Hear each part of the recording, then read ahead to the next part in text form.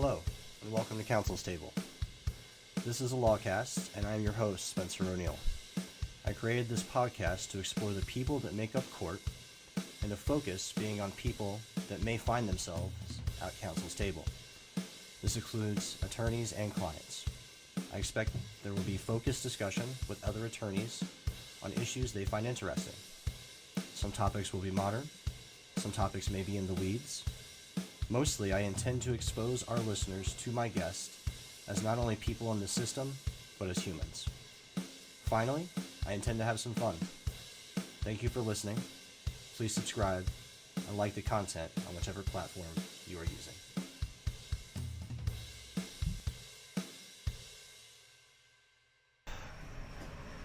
Hello, this is Spencer O'Neill, and welcome to Counsel's Table. Today I have with me one of my best friends in the world. His name is Robert Clark. Introduce yourself, sir. I think you just did, but like everyone just heard, I am Robert Clark. I practice here in Florida. I am admitted to practice in New York and Massachusetts, and I moved my practice down here about a year and a half ago. All right, so you barred in 3 states? I am. Okay. And where'd you go to school? I went to Syracuse College of Law in Syracuse, New York. Oh, you mean the same place that I went to? Oh, well, yes. I think we ran into each other there. Oh, I think so, yeah. Maybe. You play golf? I dabble. Yeah, you dabble in golf? I do. You ever played? We played together, right? Once or twice. Oh, okay. I think we had another guy that went there, too. Who is that? Oh, yeah, Joe Biden? Mr. Biden did go there. Oh, yeah. Our most famed alum. He was my commencement speaker. He was your commencement speaker? Yeah. Yeah, he didn't go to our commencement. He wanted nothing to do with you. No. I think they invite him every year, and then he goes like once every 5 or something. I don't know. It's something like that. I also think he may have had a granddaughter that was graduating that year, so it worked into his schedule. Oh, I figured you were just graduating during the election year, so he was going to get some pub. He didn't run that year. No, he didn't. That was 2016. No, he was on his way out. Yeah. Oh, he could show up for yours because he wasn't vice president anymore. Yeah, he showed up with a small army with snipers on the rooftops and everything. There were snipers on the rooftop? There were snipers on the rooftops. They were all on like top of the College of Law and the dorms that surround the Carrier Dome. They were all over the place. Was the commencement in the Carrier Dome? It was. Was it hot? It was. Yeah. It's always warm that day. Yeah. Our commencement was also in the Carrier Dome, and as you know, you were there. And you would think that a place that is named with like the corporate name of an air conditioning company would, I don't know, have air conditioning. It makes too much sense. Yeah. You can't do it that way. But no. There's no air conditioning, and that thing was like 95 degrees inside. It was wild. They've redone it since. I think they may have increased the comfort and the atmosphere, but I haven't been in it. Yeah, I haven't been in it. I saw they put almost like essentially a crown on top of it. Yeah, because they got rid of the air dome. Mm-hmm. That was just held up by keeping positive pressure inside the dome, which unto itself just sounds mechanically and like an engineering nightmare. But so they said, okay, we're going to do it that. We're going to put the crown on there, and then we're going to hold this whole dome from it. You know, if they didn't play basketball inside, it'd be cool if they had just taken the top off and like let the elements in. It's an idea. Right. One of my neighbors was actually the manager of it, and for quite a while, it was the largest arena in America. I don't know if it's still that way. And it was arena because it could be converted into so many different things. Yeah. So it had that classification rather than being a stadium. That's the most I know about it. But okay. He was in charge of all the turnovers from a lacrosse field to the football field to the basketball court and everything else that went in there. Monster Jam. Yes, Monster Jam.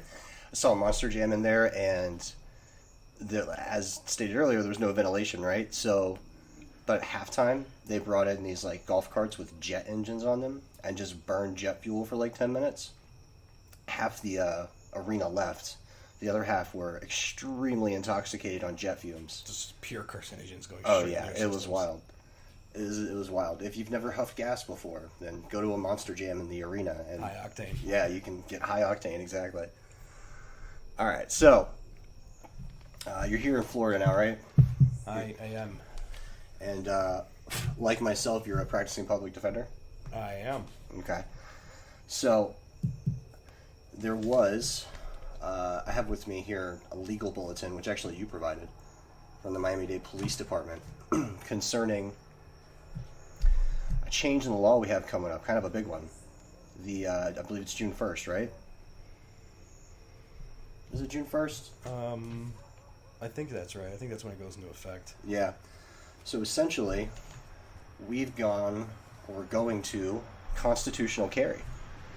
So, constitutional carry, from my limited understanding at this point, since it's not the law yet, is essentially you have the right to carry a firearm as long as you don't, fit certain disqualifications. And you can do so concealed, and you can do so without a license. That's the way I understand it as well, but I think constitutional carry still falls into categories for federal statutes.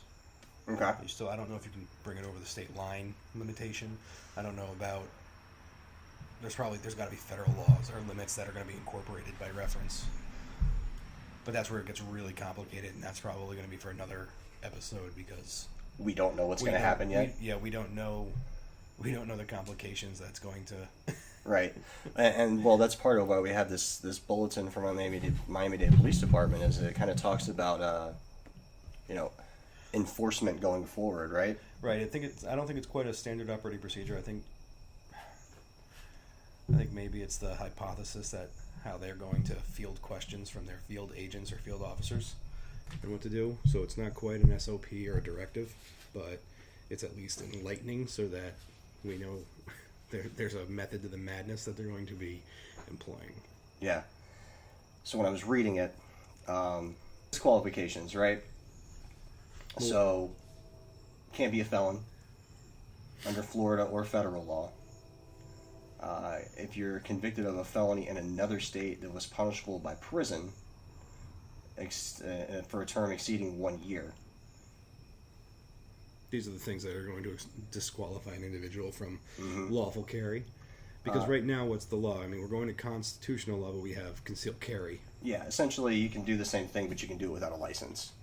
Right. So you can, have your gun, put it on your belt, put your cert over it, and then not have to have the license to do so. I think you're allowed to sling a long rifle over your shoulder too with this and walk around with it, if I read that correctly. Okay.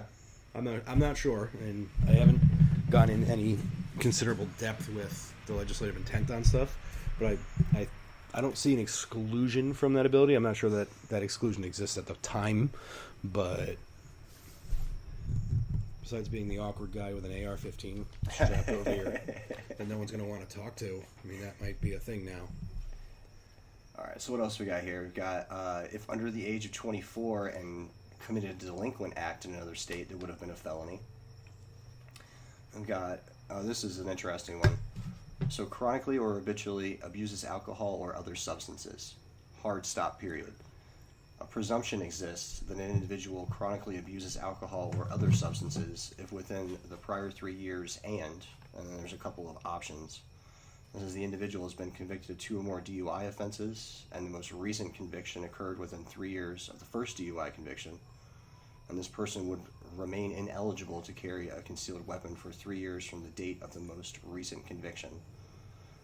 The individual has been convicted of using a firearm while under the influence of alcohol or controlled substances, or the individual has been convicted of disorderly intoxication 3 times within a 12-month period. And then it looks as though the last one is if you've been found incompetent to proceed in a court.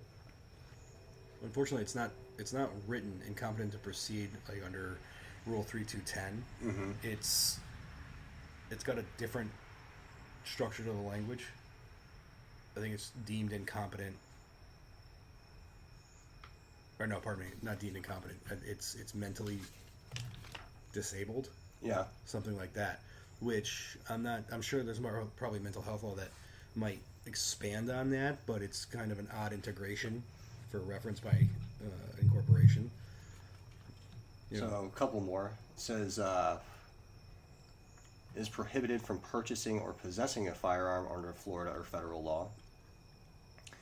And then had an adjudication of guilt withheld, suspended sentence, or completed probation within the last 3 years. All the smoke is filling up over here. It's right there, man. Oh, it's next to me. And it says a felony, any misdemeanor crime of domestic violence, or a misdemeanor crime of violence such as battery. So it's not only domestic violence battery, it's actually battery as well. Right, so why would it be redundant? Obviously, domestic violence falls into any of those violent categories. If you've got except maybe domestic assault. violence, you're not allowed to get the license, right? That's one of the restrictions right now.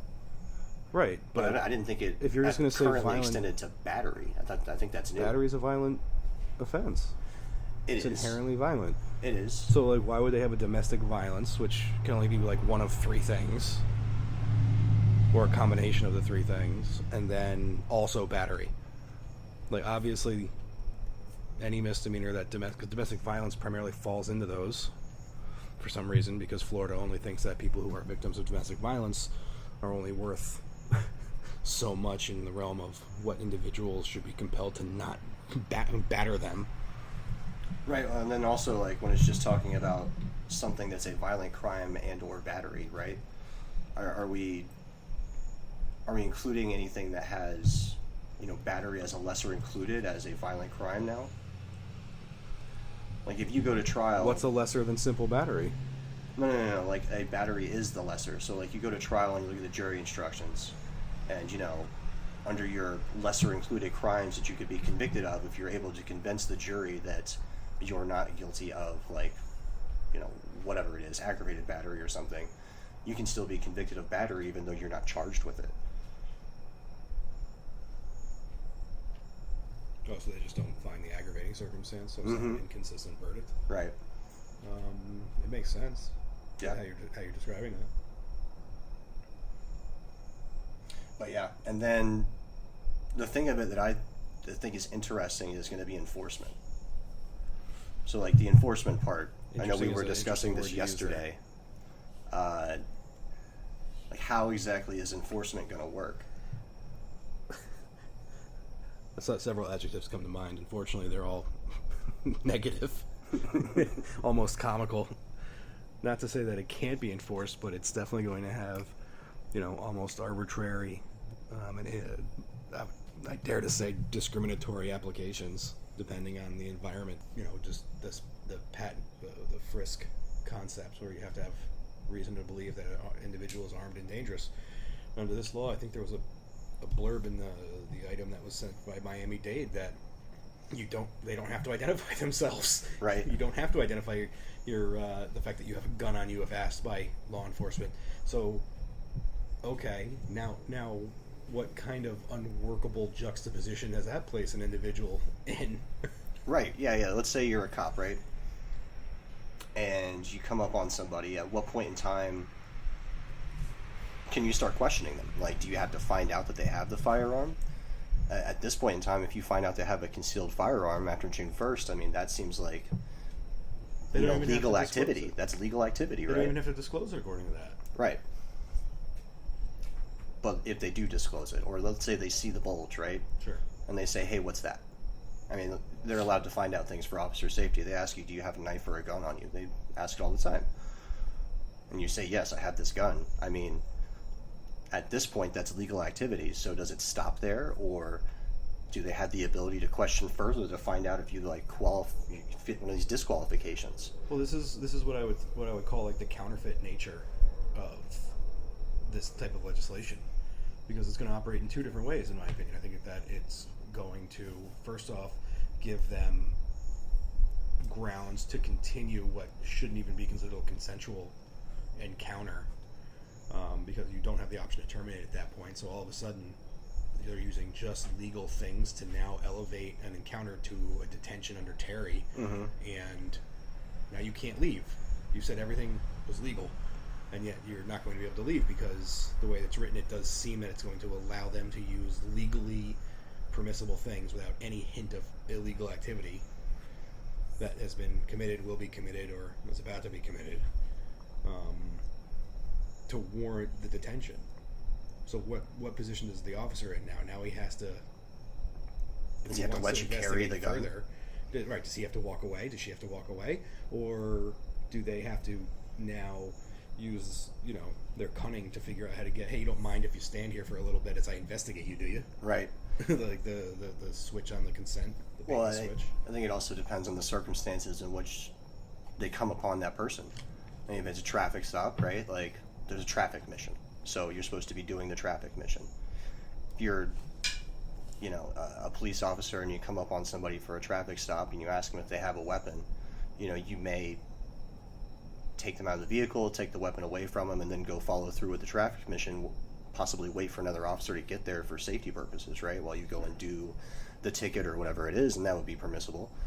But do they have the ability to inquire further, right? Like, okay, you have the firearm. Well, are you a felon? Or, are you, have you ever been deemed incompetent? Are those questions that they can ask you? Or is that a further, sort of search? Are we getting into Fourth Amendment search and seizure territory where you're essentially instigating an investigation into the firearm and your possession of it and whether it's legal, questioning you about it. And that question can only be based on, it can even be based on, rather, things that you have said all in line with your legal stances. You're not unlawful then. Yeah, no, they're going to keep you for having reasonable suspicion based on legally unlawful answers. Yeah, I feel bad for a cop who's going to be in this position almost. And you're possibly imputing illegal activity into legal activity. Because now it's so confusing that now the cops have to have an argument with a guy with a gun. Right, which is and nobody knows who's right. And super cool place to be. Yeah, they're going to love that. They're really going to appreciate the legislature putting them in that position. Because I'm not even sure you have arguable reasonable suspicion on that. Well, and then the other part is, if you've got an officer who's now in a more dangerous situation, like what are the repercussions from societal point that are going to come from that? Like how many unlawful killings are going to come from this, or unlawful shootings, or how many officers are going to be possibly attacked that wouldn't have been attacked before? Obviously, that's not an answer that you have or will have. Like, we don't know, but it's almost going to. It almost bends the mind about what exigent circumstances are created by the police that they're not going to be able to rely on for furtherance of the encounter. Mm-hmm. Like, you're the guy. You have no reason to think he's doing this illegal or she's doing this illegally. Yet you've elevated. You've taken the weapon, or you're attempting to take the weapon, or you have two people there. One person you've taken the weapon from. The other one's like, okay, now I have a problem with this. Right. Oh wait, look, I'm armed. Yeah. Oh, wow. So, it sucks, and it's a reality, but we're going to see this on the news. Yeah. And I'm sure it's going to have a little bit of a punch-up from whoever the PR is, but I think once people, who listen to, what's the name of the podcast, Counsel'sTable? Yes, that's what we're calling this, Counsel'sTable. What they're going to see in narratives that are written by the police is that this isn't as cut and dry as a disagreement for, a resisting with violence or a resisting without violence. It's going to be the body cam doesn't line up with the narrative. Right. That encounter didn't happen that way. But I thought more guns meant more safe. You're going to leave that one there. Let's let that float. Let's let that float into the irony. Yeah. No, man, more guns, more safe. That's good. I don't see how law enforcement would back this up. It doesn't make sense to me that law enforcement wants it. I know that something similar happened in, I want to say, Georgia, and the Atlanta Police Department came out and was like, you're out of your minds. This is awful. Yeah. I know cops, at least in that metro area, were less enthused about the reality here. So, I suppose it's to be seen still. Yeah. I mean, the other thing I think that you and I had spoken about was, so say that there is a weapon. Now, is the cop going to... There obviously, you have to note that there was a weapon. The weapon was dispossessed. Or pardon me, the person was dispossessed of the weapon. Mm-hmm. Well, what was that weapon? It was this type of weapon, and here's a serial number. So now it's not really constitutional carry, because now the government's going to have records of whose weapon that is. So from an investigatory, FDLE, statistical, numerical, and data-driven point, really good crime data. Yeah, You know, absolutely. it doesn't become a ghost gun. It could become a ghost gun, but they can track it somehow, maybe. But now, there's no way there's not going to be a report for a gun that was temporarily confiscated, but returned under this premise. Oh, absolutely.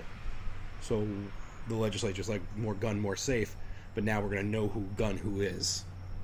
Well, in that circumstance, I would think that would go along with safe, right? Like, as a society, as a defense attorney, obviously we hate this, but as a society, knowing who has what firearm or who should have what firearm or who has had what firearm in the past, I would think that would be useful. Thank you for listening to the first 20 minutes of this lawcast. I want to thank you for listening, like I stated, and I also want to thank you for going on ahead and liking and subscribing to the channel on YouTube, or just generally liking the content on whatever platform you are listening to this. We've got about 30 more minutes to go on episode 1 with Mr. Clark. Once again, thank you, like and subscribe. The typical personality of the legislature over the last few years, that's, as I call it, piss on your head and tell you it's freedom. Well, I think this is political. It is political, Yeah, but it's not just the legislature. I mean, this is... But they're making up freedoms to make you think that you have freedom, new freedoms, and they're protecting your freedoms, and this is just something you've always had. Right. And they call it freedom reign. I mean, it seems as though a lot of the disqualifications really are disqualifications that would have prevented you from having the license to begin with. So essentially what they've done is you're not allowed to have it if you're not allowed to have it, but if you were allowed to have it, you just don't have to get this license anymore. You're not wrong. Right? Like, I can't think of a counter that would make any logical sense to them being able to say in a commercial every 2 years or however long their terms are, I made you safer. When in all actuality, there's going to be a lot more people in the hospital, in the ground, because of stray bullets, because guns get taken from cars that get stolen, because people don't pay attention to their guns correctly. Mm-hmm. And, it's going to be a statistical nightmare to try to categorize and count how many of these things happen, and, who knows the exponential cost it's going to have, because they're just uncalculable, untrackable even. We'll see. right. And I think that we end up with a situation where, there are just less responsible gun owners as well. Because, in order to get that license, you have to at least take like a basic safety class, right? So we've gotten rid of like the basic safety class as well. That's weird. It's weird to me. 16-year-olds get a license to drive a vehicle. Maybe it's 15 in Florida. I think it's 15. Well, it's the learner's permit's 15. All right, the permit. Either way, you start this, other states have different ages, but it's either 15 or 16 typically. And you don't even have and there's a proficiency element to that. Right. They make you take the tests. This doesn't even have a proficiency element. And someone asked me, a colleague of mine asked me, like, oh, why don't you carry? It's better to have it and not need it than need it and not have it. And I said, if I'm in a situation where I have to be shooting, no one's safer because Rob's also shooting.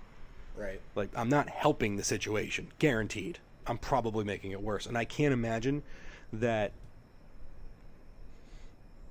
90% of the people total would make any situation better because they're also throwing bullets. Right. Well, then you've got like a crossfire situation. Right. Who's the good guy? Nobody knows who the good guy is by that point. Have you seen 127 Bullets? You know what I'm talking about? No. No, there's a documentary on Netflix. It's called 127 Bullets, and I believe it's out of Cleveland. And if it's not from Cleveland, I apologize, Cleveland, but I'm pretty sure it is. Sorry, Cleveland. But anyways, so some guy goes on a chase with a car that's stolen or bad plate or whatever it is, and you just see these traffic cameras of all these cars, all the police cars following them in a massive amount. There's like 30, 40, 50 cars. And eventually this car finally stops and they surround it. They encircle it and they all get out and they start firing at it. Well, the problem is that because there's one person fires, like cops on the other side see the muzzle, they think it's the guy in the car, and they all just volley into the car. Right. So they all start firing. So they're getting shot at. And They're all shooting each other in their own crossfire. Right, and they also won't stop shooting because they see shots coming, right? So it's just mass chaos. And, yeah. It's not good if we're in, say, Walmart and 100 people in there, you know, have a gun on them and they start firing at each other. Like, who are we firing at anymore? Do you even know? That's the reality behind it. And I don't know, hopefully, you know, as defenders, we don't have to encounter that. Oh, it's coming. But the reality is that there's going to be situations where is there liability attached to someone? Is it criminally negligent to do something like that? Maybe, you know, under the stand your ground statute. Oh, well, I was also shooting because this guy was shooting. Well, who are you shooting at? Who are you defending him from? Right. Oh, that guy. Oh, that guy was shooting at the bad guy. Right. You weren't even shooting at the bad guy. You were shooting at the other good guy. So is nobody criminally liable anymore because everybody was standing their ground while No, this is Florida. Everyone's criminally liable at each other. This is Florida. Everyone goes to jail. Right. They're just going to pray there's a couple of people who can figure it out. Until then, they can lose their house and their family can be homeless because they wanted to use their constitutional carry. No, I'm sure we'll hear more about this in the future. Last thing on constitutional carry. So,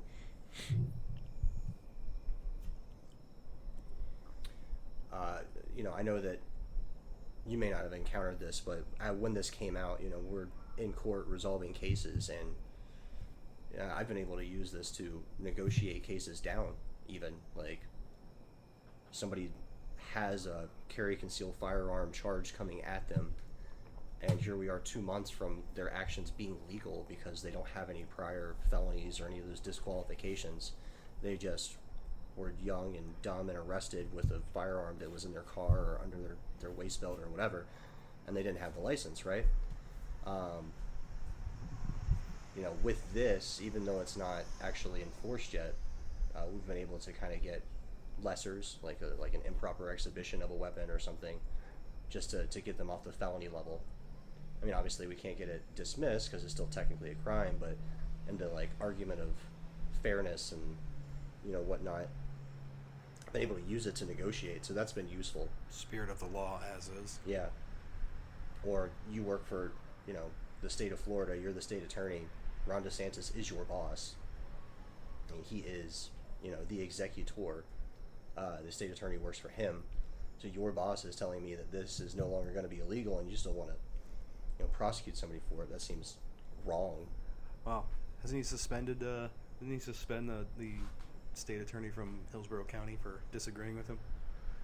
Yeah, I don't practice in Hillsborough, so I don't know, but I've heard said thing, yes. I think his name was Warren. I don't remember, though. That was during COVID, though. What was that about? That wasn't COVID. That was only a few months ago, and it was because he's basically,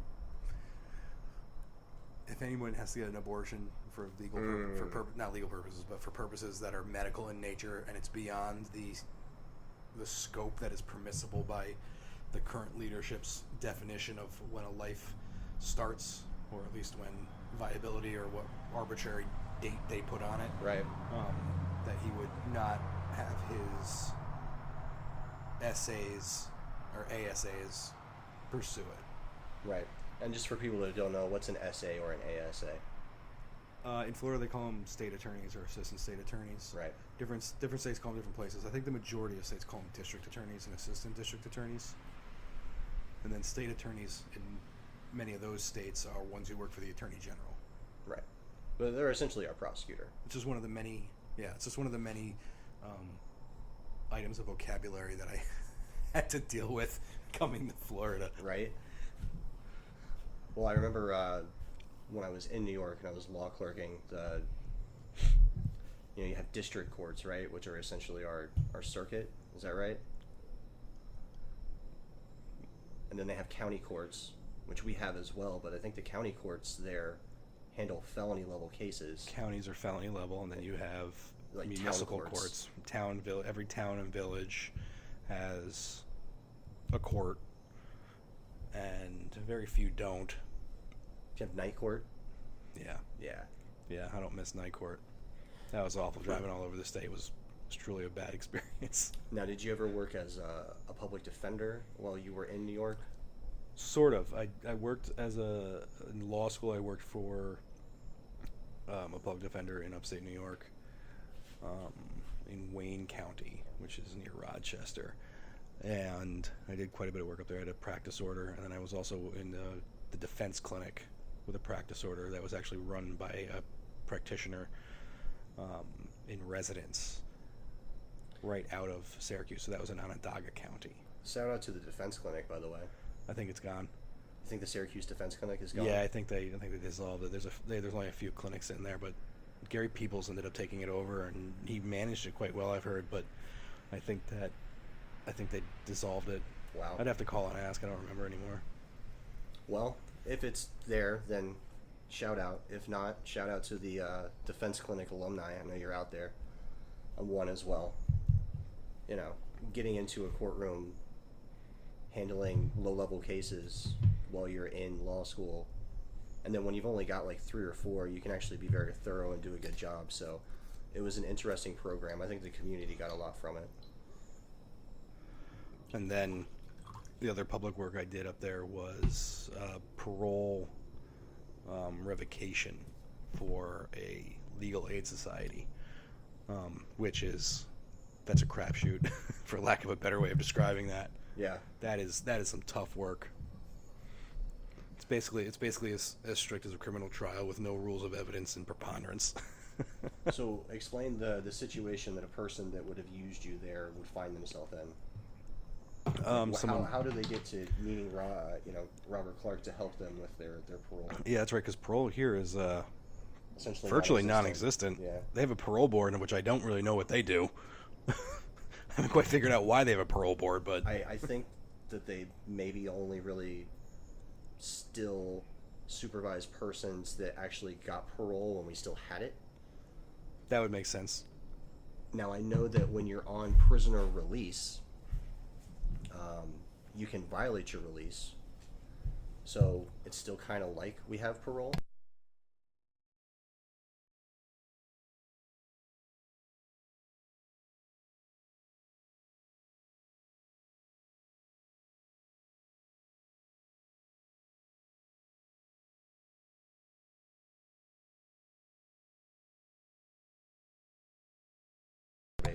Yeah, it's not dissimilar from the probation. It's probation plus.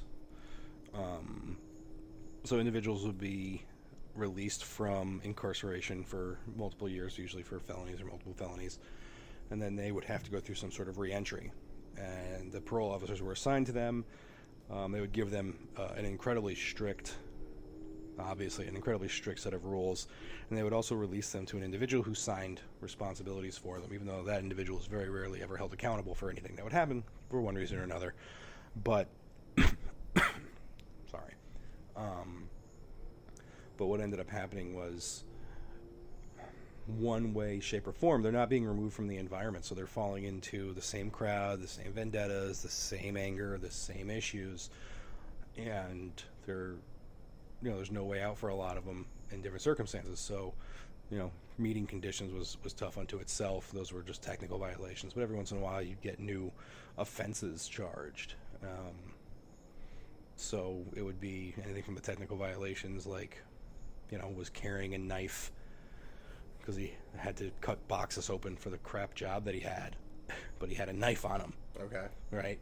To there's something called the Baby Jesus case. It was someone who's on the sexual offender registry, which is called SORA in New York. They violated him for having an image or on the calendar in December from the church he was going to. Gave him a calendar and it showed Baby Jesus in a manger, and they violated him for having an image of a baby. An image of Baby Jesus. Of Baby Jesus, yeah. It's called the Baby Jesus case. Does it matter that he was scantily clad in the manger, or just the fact I think that he was was a baby? It was the fact that it was a child. At all? In an image was the rule. Okay. I know the judge that dealt with that, the administrative law judge that dealt with that, and he ended up saying that's ridiculous, and he tossed it. But that was the level of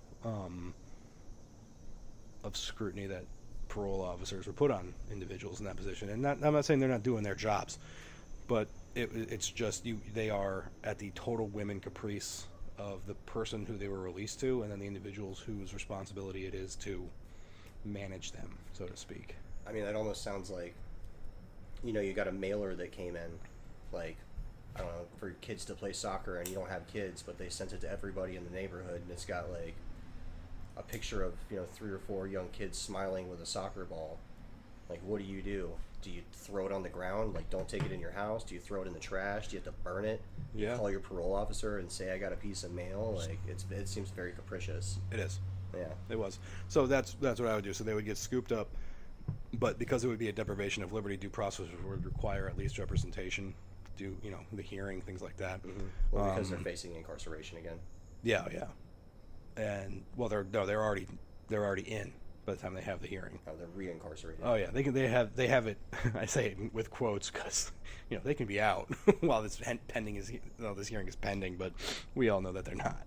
The reality was that they would need counsel on it, and sometimes you'd be like, hey, you screwed up, or the individual would be like, hey, I wasn't paying attention, I let that get away from me, I'm an ass, sorry, I'm going to take responsibility for it. Right. Do you think they're going to be okay with that? Well, they're not going to be okay with it. They're not going to reintroduce you yet. Revoke and restore is what that would be called. Right. But instead of 18 months for a punishment back upstate, you're probably looking at 6 months. Right. I mean, the similar situation as the violation of probation, right? Are you better off kind of owning it and essentially doing what I would call an open plea? Are you better off having the open plea than going to the hearing to fight something that you can't? Like, if you've got a positive urine and you sign an admission, yeah, you're probably not going to a hearing. You're going to be either negotiating that case out with the state or going to the court if you can't resolve it there, and kind of asking them for leniency and explaining why. Sometimes that is the way. Sometimes the person who they were released to just is abusing their power and says, I found this in the house, I didn't bring it in the house, it must be theirs. The PO just shows up, scoops them up, they're in jail. Only person that you have to question is the individual whose house that they were released to. And they're like, I never even, there's a certain amount of candor that you can have in having a conversation with an individual, and very, very certain ways where you're just like, I do believe you have no idea, you had no idea. Why would you even know that was there? Now, what's the standard in that situation? So, for instance, like, for instance, in Florida, you're at a violation of probation, hearing, right? And you got to prove that if the violation did occur, that it either wasn't willful or not substantial. Do you remember what the willful and meaningful, I think is what it was. I mean, that sounds meaningful violation. That sounds like the same thing, essentially. It's very close, yeah. But those are incredibly broad terms, because you willfully violate a technical. By definition, the technical must be less than a new offense. Yet the punishments are very rarely ever discerning. Yeah.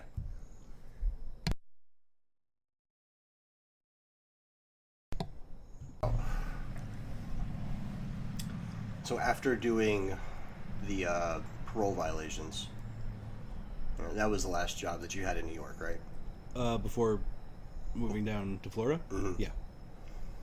All right. So you moved to Florida, retook the bar? I took the Florida bar. Yeah. Yeah. And how was that?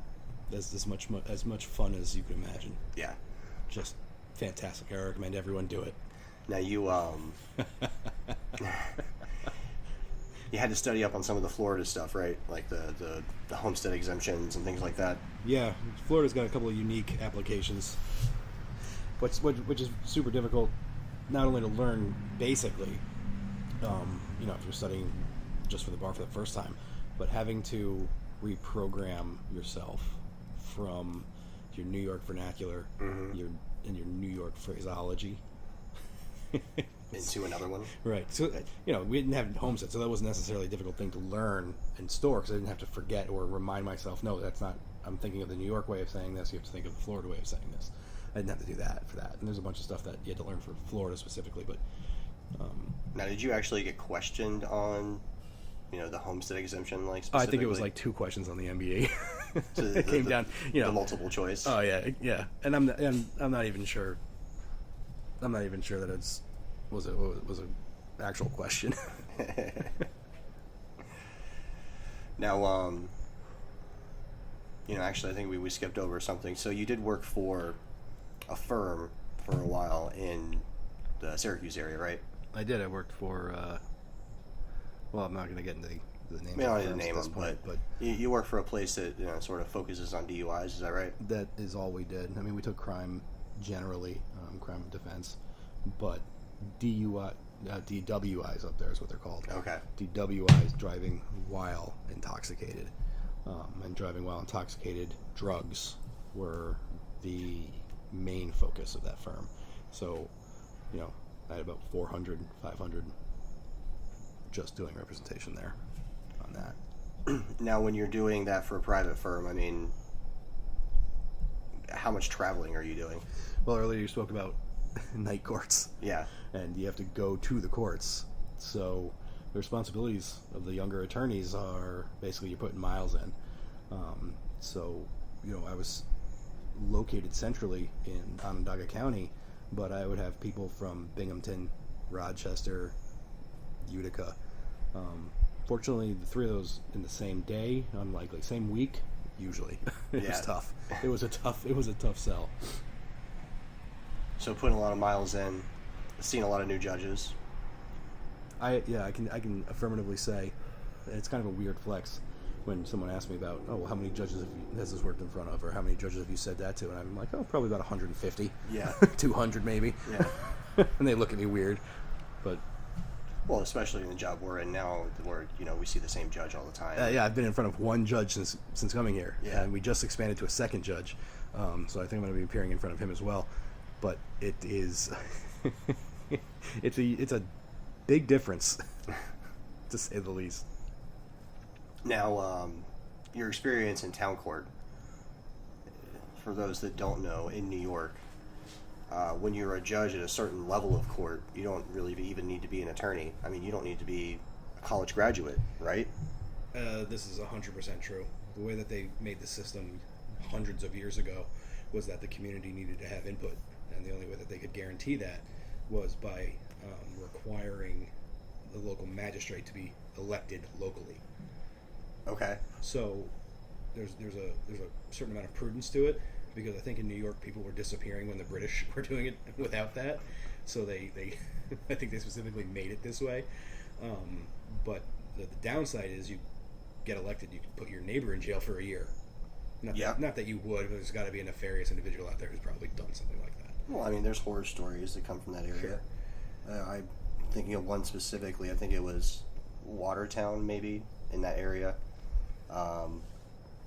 A judge was allowing people to determine what their sentences were with a dartboard. You heard that one? Oh, yeah, I have heard this. Yeah. I did hear about this. Okay, well, you can have this, or you can throw the dart. Your choice, Yeah, there were some odd practices. They have guidelines, and there's a certain amount of strictness that comes with it. There was one court in Shenango County where it had two judges, and a lot of magistrates have another judge. However, when they're both on the bench at the same time, it's like facing a hot bench, and you don't know what to do because the record is destroyed at that point. So they're both questioning you at the same time? They're both inquiring. And then, just for fun, they'll ask the defendant a question. You're like, what are you doing? Yeah. Well, then the question comes, do they even know what they're doing? So that's the other thing. Like you just said, they don't even have to have any education, basically. There are a few judges, and I don't think that that's necessarily indicative of being bad or good at your job. Just knowing the rules. But there are downsides to an individual who is faced with a dilemma of, hey, we want to go to trial, and the judge looks at you and goes, no. You're like, oh, the arbitrator is saying no? Oh, this is a problem. Yeah. What do you mean no? Oh, you don't know how to conduct a trial. Also, this courthouse is a barn. Yeah. Are we going to get folding chairs for the jury? Where are they going to come from? There were ones that were basically, so in New York, the departments of transportation have to have structures to house snowplows for when they're not using snowplows. Right. And during the year, they pull a plow out, or a truck that has a plow out, and they set up a desk, and there's your court. Wow. And I've been to about 3 or 4 of them. When you show up and you're like, this is a courthouse? Nope, it's a garage. And they pulled that truck out and they set up some folding chairs. Wow.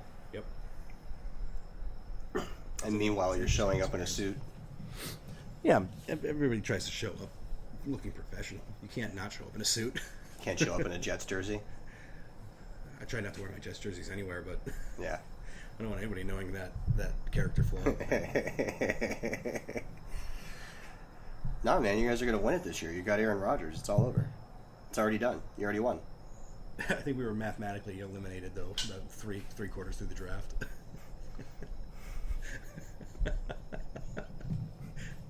That's how you know a true Jets fan. They know that they've lost before we got there. I don't know, man. There's a lot of them out there that got a lot of belief right now. Aaron Rodgers is going to save them. Hey, man, we believe every year. We believe next year's our year, and we just keep saying it. I'm familiar with that pain. As a Dolphins fan, I feel that pain. Yeah, I'm a Jets fan my whole life, and I finally moved to Florida, and the man we created, the monster the Jets created, moves here to Tampa. Oh, you got the Tom Brady experience face to face. Yeah. Yeah, I had to deal with the commercials. Yeah, my whole family down here. Oh, we're doing so bad. We're down by a touchdown or 2. Oh, there's only 2 minutes. And I'm just sitting there going, you have Tom Brady. Knock it off. Right. He's going to march this ball down the field. He's going to get 7 right off the bat. And then he's going to somehow figure out how to get the ball back with 40 seconds on the clock. And, oh, look at that. He puts it in field goal range. Imagine that. Just throw it to Mike Evans. My stepfather and I are both huge Jets fans. And we were watching, and everyone's like, oh, no, the Jets are going to do it. No, the Jets were playing Tampa Bay that year. And they were like, oh, the Jets are going to beat Tampa Bay. And we're both sitting there, we're like, give it a minute. Yeah. Jets aren't going to win. Give it a minute. You guys don't know. How do you know the Jets aren't going to win? Oh, because I'm a Jets fan. There's ways. I'm a Jets fan, and that's Tom Brady. The Jets lost before they arrived on the plane.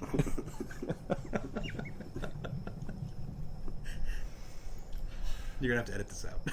Oh, no. This actually might be the best part of the content. Oh, no. Everybody's going to know about your Jets fandom. It's coming. Just end the season. Yeah, well, no, they're just going to keep playing. They're not going anywhere. All right, so something interesting about DUIs in New York is you guys actually have a lesser included that's a traffic ticket, right? Right, so it's a violation of offense, which is called a DWAI, to driving while ability impaired. Okay. It's a catch-all, and it is very useful for DWI representation because it's not a DWI on your record. You don't have the same issues. However, you are going to have similar consequences, but it's not going to be a crime on your record. Wow. Which is a big thing. Florida doesn't have an equivalent. No, we do something they call wet reckless, or, if you really have a terrible DUI, you can maybe sometimes convince them to do a dry reckless. So the wet reckless is a concept. We don't have a wet reckless in the same way It's Florida not called wet reckless, does, it's a reckless but driving. you can get someone to a reckless. Well, Florida has a wet reckless in the sense that, I want to say it's like 192-5 or 190.192 sub 5. And a judge can make an individual who they believe this was a reduction from a DUI to this reckless, and they can make it the wet reckless by requiring all the, what I call fixings. Yeah, the DUI conditions. Yeah. The DUI minimums. Right. But in New York, that reduction to the DWAI comes with certain things. You have to participate in the victim impact panel. What they have there is called the driving improvement course. Okay. 90-day suspension. A little bit of a different concept from the revocation. You have to do DUI school? That's DUI school, the driver improvement course. Okay. But typically, clients, once they were enlightened to that option, were willing to accept that option, limit the exposure and liability, and go forward with that in order to avoid the risks of what's typically associated with any first-degree misdemeanor. In New York, they're called All day. It's called undefined. It's a U class. You have first degree, second degree, or A and B, and then a U. So a U is really just an A, but it can be a little bit more expansive on the consequences. Now, since you've come to Florida, you had to deal with some DUIs, correct? I've managed to collect quite a few. Not me personally, but representing individuals who are faced with it. Oh, you mean you don't just recklessly run around town intoxicated on alcohol and drive your vehicle? No, I'm able to avoid that. That's Smart. Yeah. I for those listening, I wouldn't suggest it. It's not smart. Get an Uber. It's way cheaper. So, as far as, I don't know, say like the proof that would become necessary at, say, a trial, are there any differences there? So, the proof is actually going to be provided nationwide from something called NHTSA. It's the National Highway Traffic Safety Administration. And they produce the programming for cops to become certified in field sobriety testing, alcohol recognition. There's another one called A-RIDE, and there's even a third called the DRE program, which is designed to help officers with DUI drugs or DWAI drugs. Yeah, they're drug recognition experts. Experts is... I don't know I call what them the examiners. stands for. Yeah, I call them sure. examiners. Examiners, drug recognition examiners. Yeah, they want to say experts, but if you put expert up there, you got 20 hours to become an expert on this. All right, let's talk about that right now. I could probably fill an entire afternoon of that judge's calendar just talking about expert. Yeah, and then the field sobriety tests. They're not technically tests because they don't actually. They don't call them tests here, right? They call them exercises. I prefer them to call tests, but here they've done a good job of keeping it as exercises. And they've even found that HGN in this state, which is the thing with the pen in front of the eyes, is scientific in nature. So DREs are allowed to testify about it because they understand the science. Supposedly. I'm saying understand in quotes. In varying levels, depending on the person. Right. I would even say the best trained DRE doesn't actually understand the difference between the different types of HGN and eye issues that you could have. They can't exclude anything. They don't know what they're excluding. They don't know what they don't know. Right. It's a medical test. It's a scientific medical test. So if they are not trained in knowing how to exclude something, they actually can't make a affirmative conclusion on anything. So a good toxicologist expert would be able to say, no, you're not looking at that. You're looking at this. You've just been told what to say. So you're just being a parrot. You're being a parrot about what you think you saw, and then you're just convincing people in a jury box because you got a shiny badge on. Right, which is also why we don't allow people to testify about HGN, officers, regular officers that are field sobriety exercise trained that do HGN, but, may be able to use it for probable cause to get you arrested and, have your first appearance and bail hearing, but aren't able to actually come into court and testify about it at a trial. I got asked by a supervisor recently what I would do in a situation. He was discussing HGN because the body cams, most officers in this state have body cams. I think troopers may not, but I think most locals do. The real issue comes in is that body cams don't have an expansive field of view. Right, they're low. They're on the chest. Low. So you'd be able to see maybe the hand that holds the pen, but you can't see the eyes. And the imagery on a body cam is not poor, but it's not good enough to see what the officer is alleging he's seeing, which is a slight shaking of the eyes, which happens if you're tired, or if there's a light behind the officer, your eyes will naturally flick to the light because that's how eyes work. Right. So there's a bunch of different things that go into that. But he was asking what would you do in that. I would say I would probably find the camera I would ask for the camera from the body cam of the other officer. Because there's no point in arguing something you can't even see. Right. The officer's always going to be able to say what he saw, and there's nothing you can do. However, the other parts of the HGN are just as important. It's the orbital sway, it's different sways, it's whether or not they were holding the pen in the right position, distance, speed-wise. If it's done in anything less than 82 seconds, they have done it wrong. Standardized means done the same every single time. So you may not be able to re-examine the person, but you can examine the examiner. Right, but when you get the body cam or the dash cam that can see him doing it, and you're like, dude, you're holding that pen 1.5 feet too far from him. Right. Like, you're 3 feet from this guy. What are you doing? Or they're holding the pen. I saw the other one the other day. He's basically within 3 inches of the guy's eyes. He's going cross-eyed, and it's like, oh, his eyes were twitching. Wow, that's amazing. Right. That concludes episode 1 of Counsel's Table with Mr. Robert Clark and myself, your host, Spencer O'Neill. Thank you, and check out episode 2. We're going to finish up our conversation with Mr. Clark. We got about an hour. And once again, like and subscribe. Thank you for listening to Counsel's Table.